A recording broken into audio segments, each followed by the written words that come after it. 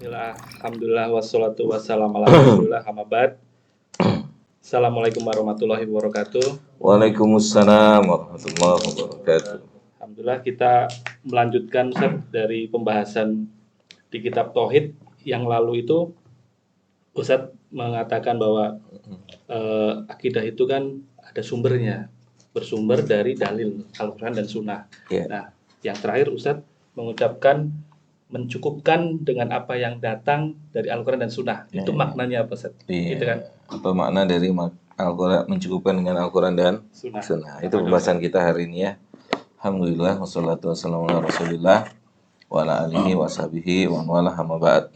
Sebagaimana arahan daripada Syekh Shalih Fauzan hafizahullahu ta'ala, al-aqidatu tauqifiyatun, akidah adalah tauqifiyah. Maksudnya mencukupkan dengan apa yang telah sah datang dari dalil Al-Quran dan Sunnah.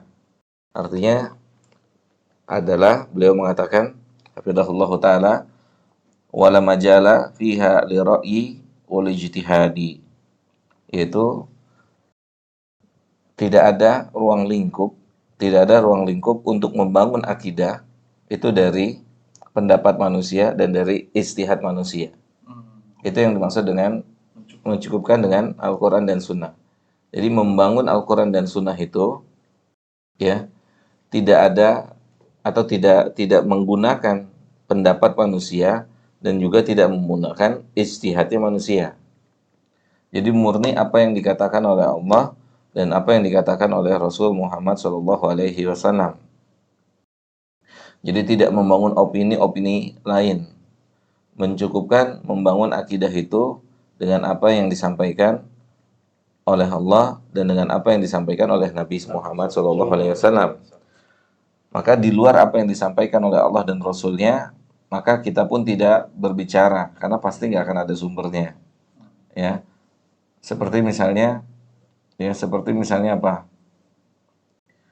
Ketika Allah Subhanahu Wa Taala, akidah kan urusan keyakinan ya.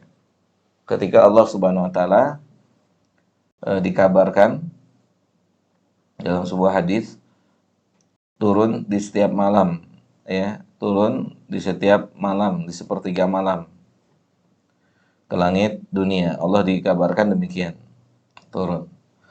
Maka berdasarkan hadis ini kita meyakini kalau Allah tuh turun, zatnya turun, ya, di sepertiga malam untuk memberikan jawaban bagi orang yang meminta, mau mengampuni orang yang mengampuni.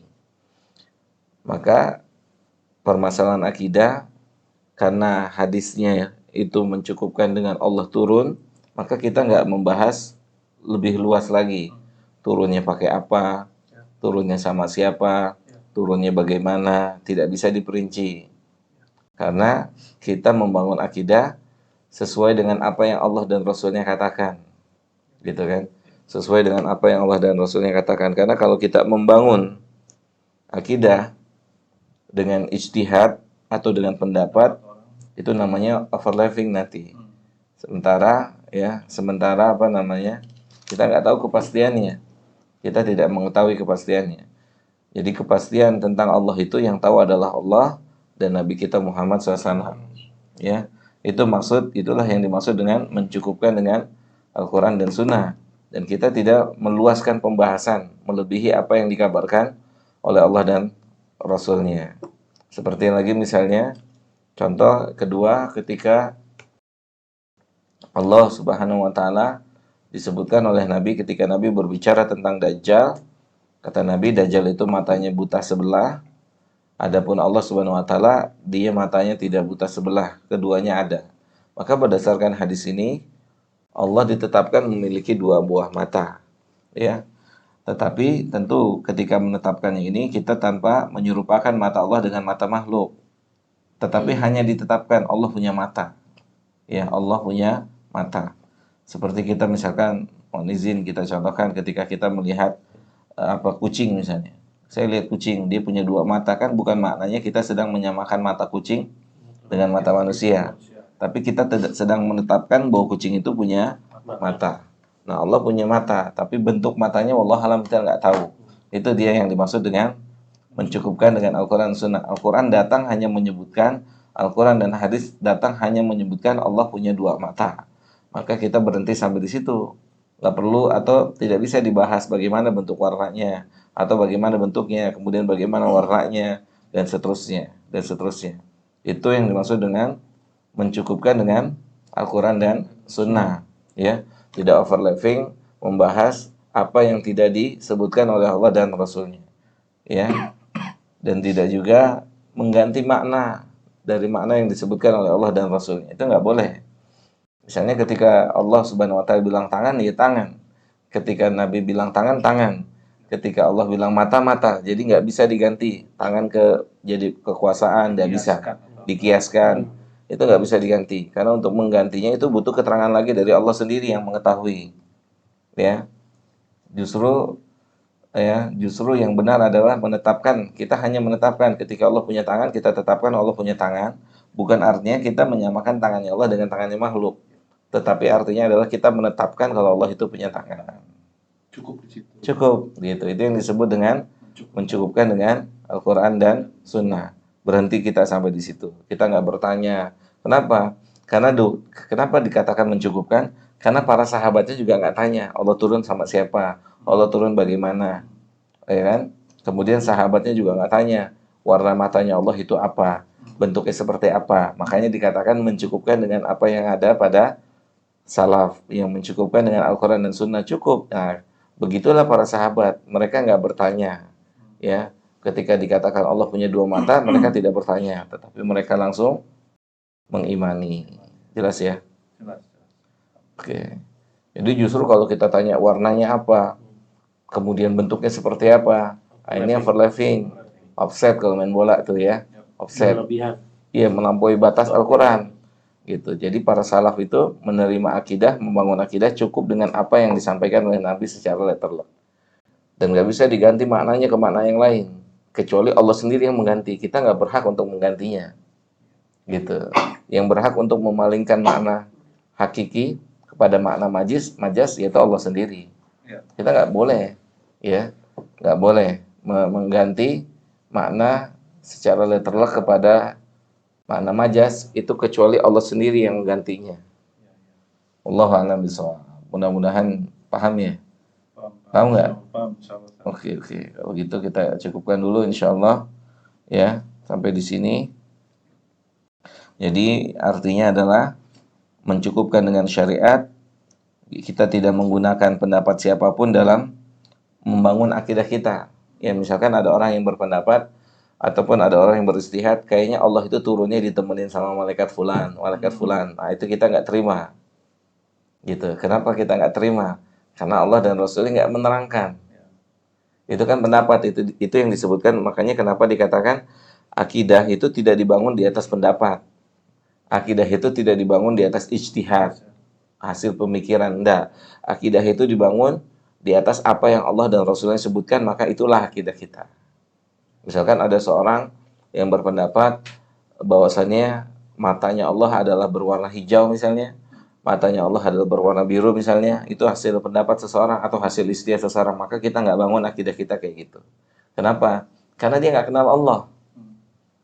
Ya. Kata lain, akidah dia rusak. Akidahnya rusak, makanya akidahnya keliru, makanya dia harus memahami gimana dia mau mencerita, mau bilang mata Allah warnanya biru, mata Allah warnanya kuning, atau warna-warna yang lain, sementara dia kabarnya dari mana warna itu, ya. Misalkan disimpulkan dari ayat ini, nggak bisa. Kita bicara tentang Allah, ya, sebagaimana dibangun oleh para salaf, kita cukup membatasi apa yang Allah dan Rasulnya katakan sudah selesai, gitu, ya. Bismillah. Oke. Itu yang dimaksud dengan tidak ada atau mencukupkan. Jadi tidak ada pendapat di dalamnya, ya. Udah cukup. Nabi juga pernah tanya di mana Allah, maka sahabat wanita tersebut menjawab Allah di atas langit. Maka sudah sampai di situ aja. Nabi tidak bertanya lagi di atas langit Allah lagi ngapain, gitu kan? Terus di atas langitnya di langit yang keberapa dan seterusnya. Tidak ada pertanyaan itu. Itu yang disebut dengan mencukupkan. Udah cukup. Allah di mana, maka berhenti sampai di situ. nggak juga membahas kalau Allah turun ke langit bumi, siapa yang ada di langit. Nah, itu overlapping. Ya, itu offset. Kenapa offset? Karena sahabatnya aja nggak nanya sama sumbernya. Gitu. Makanya tadi Al-Quran dan Sunnah difahami dengan pemahamannya para salaf. Gitu. Wallahu a'lam bishawab. Nanti kita lanjut pada pertemuan berikutnya, insya Allah berkaitan dengan sumber akidah itu terbatas daripada Al-Quran dan Sunnah, ya. Kenapa atau apa alasan utama sumber akidah itu hanya dari Al-Quran dan Sunnah? Itu pembahasan kita berikutnya. Alasan secara akal membangun sumber akidah dengan Al-Quran dan Sunnah. Itu pembahasan kita berikutnya, insya Allah. Siap. Yuk kita tutup dulu. Baik, kita cukupkan, kita baca doa kafaratul majlis. Subhanallahumma bihamdika asyhadu an la ilaha illa anta astaghfiruka wa atubu ilaik. Oke. Assalamualaikum warahmatullahi wabarakatuh. Rumah musafir adalah sebuah rumah yang insyaallah ta'ala kita rencanakan untuk menjadi salah satu tempat diajarkan ilmu-ilmu agama secara dasar, atau ilmu-ilmu dasar agama. Punya satu, ya. Jadi gantian. Mix satu buat semua. Satu buat semua, insyaallah. Kedepannya ada itu, ya. Insyaallah.